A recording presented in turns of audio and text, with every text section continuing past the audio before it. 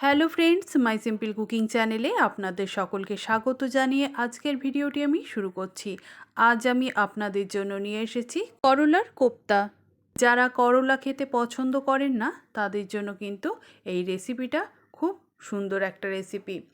দেখুন, প্রথমেই আমি নিয়েছি সেদ্ধ করে নেওয়া করলা আর সেদ্ধ করে নেওয়া আলু। এখানে আমি একটা আলু আর 4টে করলা একসাথে সেদ্ধ করে রেখেছিলাম। আর করলার থেকে আমি বীজগুলো একটু ছাড়িয়ে নিয়েছি, তবে সব করলার বীজগুলো আমি ছাড়াইনি। এখন আমি দুটো করে করলা নিয়ে করলার মধ্যে যে জলটা রয়েছে সেটাকে আমি হাত দিয়ে ভালোভাবে চেপে করলার থেকে জলটা বের করে দিলাম। মানে করলা সেদ্ধর সময় করলার মধ্যে যে জলটা ঢুকে যায় সেটাকে আমি হাত দিয়ে চেপে বার করে দিলাম। এবার আমি এখানে নিয়েছি 15 থেকে 20 পিসের মতো চিংড়ি মাছ। সেটাকে আমি হাত দিয়ে ভালোভাবে চটকে মেখে নিচ্ছি। চিংড়ি মাছটাকে মিক্সিং জারে দিয়ে পেস্ট করার কোনো প্রয়োজন নেই, কারণ করলার কোপ্তাটা তৈরি হয়ে যাওয়ার পর একটু করে চিংড়ি মাছ মুখের মধ্যে পড়লে কিন্তু খেতে ভালোই লাগে। এখন আমি আলু আর করলাটাকে খুব ভালোভাবে হাত দিয়ে মেখে নিলাম।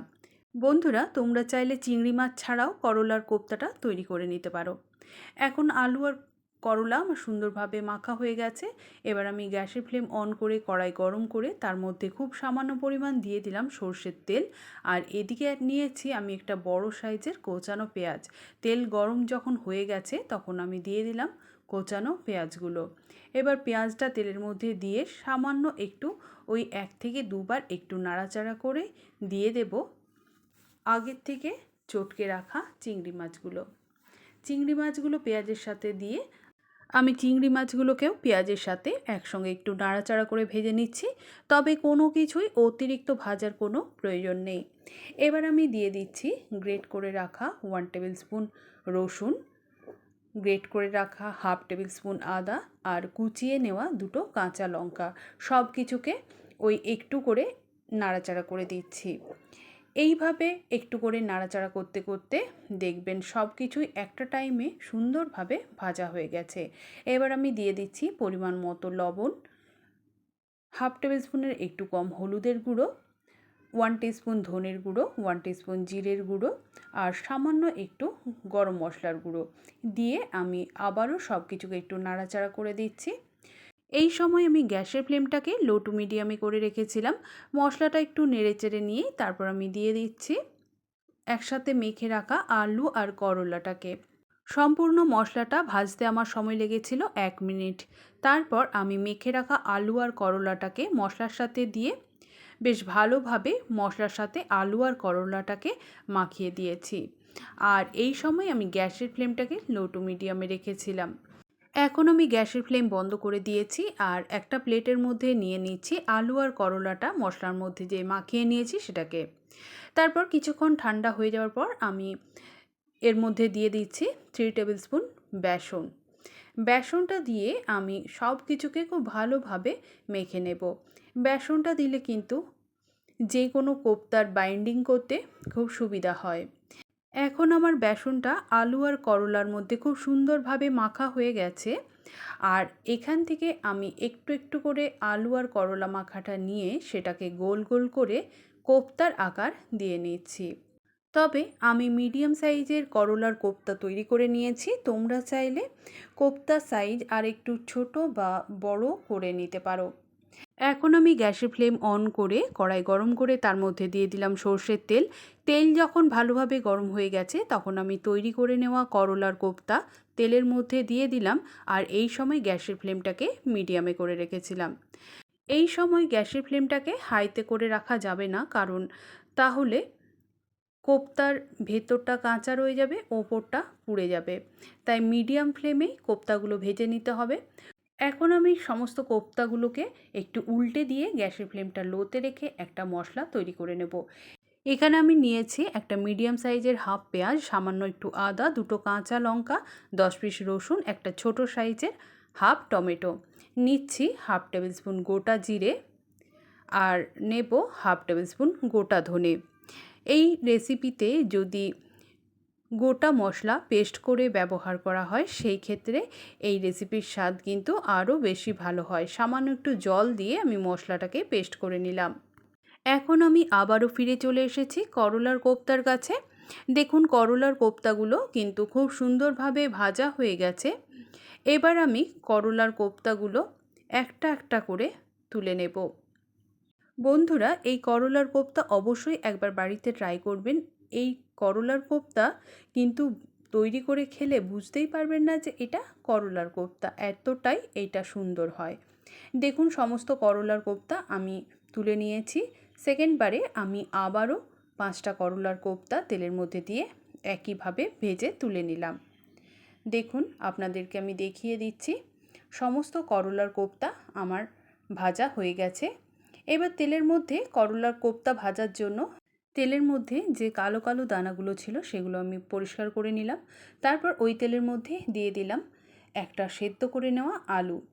আলুটাকে আমি এইভাবে সেদ্ধ করেছি। তারপর আমি আলুটাকে মাঝখান থেকে একটু কেটে নিচ্ছি। এবার আমি গ্যাসের ফ্লেমটাকে মিডিয়ামে রেখে আলুগুলোকে হালকা করে ভেজে নেব। অতিরিক্ত আলুগুলো ভাজার প্রয়োজন নেই, খুব সামান্য একটু ভেজে নিলেই হবে। আর দেখুন আমি আপনাদেরকে দেখিয়ে দিচ্ছি, ঠিক এই রকম আলুটা ভেজে নিলেই হবে। এবার সমস্ত আলু আমি তেলের থেকে তুলে নিলাম হালকা করে ভেজে। এবার ওই তেলের মধ্যে আমি খুব সামান্য একটু সর্ষের তেল অ্যাড করে দিলাম আর দিয়ে দিলাম 1 টিস্পুন গোটা জিরে, একটা শুকনো লঙ্কা। এদিকে আমি যে মশলাটা পেস্ট করে নিয়েছিলাম, ওই যে পেঁয়াজ, আদা, রসুন, কাঁচা লঙ্কা, টমেটো, গোটা জিরে, ধনে, সেই মশলাটাকে আমি দিয়ে দিলাম। দিয়ে আমি গ্যাসের ফ্লেমটাকে ওই মিডিয়ামে রেখেই মশলাটা আমি একটু ভেজে নিচ্ছি। ওই 6 থেকে 7 সেকেন্ডের মতো একটু নাড়াচাড়া করে দিয়ে তারপর দিয়ে দিলাম একটু জল। জলটা দিয়ে আমি এবার বাকি যেগুলো আছে সেগুলো দিয়ে দিচ্ছি। দিয়ে দিলাম পরিমাণ মতো লবণ। তবে এই সময় লবণটা একটু বুঝে ব্যবহার করবেন, কারণ করলার কোপ্তার মধ্যে কিন্তু লবণ দেওয়া আছে। 1/2 টেবিল স্পুন হলুদের গুঁড়ো, 1/2 টেবিল স্পুন কাশ্মীরি মির্চের গুঁড়ো আর 1/2 টেবিল স্পুন চিনি দিয়ে এবার সমস্ত মশলাকে আমি বেশ ভালোভাবে কষিয়ে নিচ্ছি, গ্যাসের ফ্লেমটাকে মিডিয়ামে রেখেই। এই রেসিপিতে কিন্তু অতিরিক্ত মশলা ব্যবহার করার কোনো প্রয়োজন নেই। এবার সামান্য একটু জল দিয়ে আমি মশলাটাকে 1 মিনিট ধরে ভালোভাবে কষিয়ে নিলাম। মশলা যখন সুন্দরভাবে কষানো হয়ে গেছে তখন আমি দিয়ে দিচ্ছি পরিমাণ মতো জল। তবে জলের পরিমাণটা আমি একটু বেশিই রাখছি, কারণ পরে বলছি। এখন দেখুন সেদ্ধ করে ভেজে রাখা আলুগুলো আমি ঝোলের মধ্যে দিয়ে ঝোলটার সাথে বেশ ভালোভাবে নাড়াচাড়া করে মিশিয়ে দিলাম। গ্যাসের ফ্লেমটাকে মিডিয়ামে রেখেই আমি 5 মিনিট ধরে এইভাবেই ঝোলটাকে ফুটিয়ে নিয়েছি। দেখুন 5 মিনিট পর আমি চলে এসেছি। ঝোলটা একটু নাড়াচাড়া করে দিলাম আর এবার আমি দিয়ে দেব ওই যে আগে থেকে ভেজে রাখা করলার কোপ্তাগুলো।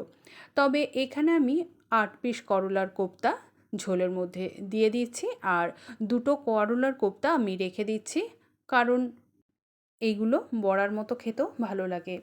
করলার কোপ্তাগুলো ঝোলের মধ্যে দিয়ে একটু নাড়াচাড়া করে দিলাম আর দিয়ে দেব এবার সামান্য একটু গরম মশলার গুঁড়ো আর দেব 1 টেবিল স্পুন ঘি। ঘি আর গরম মশলাটাকে দিয়ে আমি করলার কোপ্তাটাকে বেশ ভালোভাবে নাড়াচাড়া করে দেব। তারপর গ্যাসের ফ্লেমটাকে হাইতে করে 2 থেকে 3 সেকেন্ডের মতো আমি করলার কোপ্তাটাকে একটু ফুটিয়ে নিয়ে গ্যাসের ফ্লেমটা বন্ধ করে দিলাম। এখন সুন্দরভাবে তৈরি হয়ে গেল করলার কোপ্তা। তবে আমি যে কারণে জলটা বেশি ব্যবহার করেছিলাম সেটা আমি বলে দিচ্ছি। করলার কোপ্তা যত ঠান্ডা হবে জলটাও মানে ঝোলটাও কিন্তু ততটা শুকিয়ে যাবে। দেখুন কিছুক্ষণ ঠান্ডা হয়ে যাওয়ার পর আমি আপনাদেরকে দেখিয়ে দিচ্ছি করলার কোপ্তার ঝোলটা কতটা শুকিয়ে গেছে। সেই কারণেই আমি জলটা প্রথমেই বেশি ব্যবহার করেছি। এখন সুন্দরভাবে রেডি হয়ে গেল করলার কোপ্তা। বন্ধুরা, এইভাবে একবার আপনারা বাড়িতে করলার কোপ্তা তৈরি করে দেখুন, আপনাদেরও খুব ভালো লাগবে। আজকে এই পর্যন্তই। আবার অন্য কোনো রেসিপি নিয়ে আমি আপনাদের কাছে হাজির হব। আপনারা সবাই সুস্থ থাকুন, ভালো থাকুন, আমার পাশে থাকুন। আমার এই রেসিপি যদি আপনাদের ভালো লেগে থাকে তাহলে অবশ্যই একটা লাইক করে দেবেন।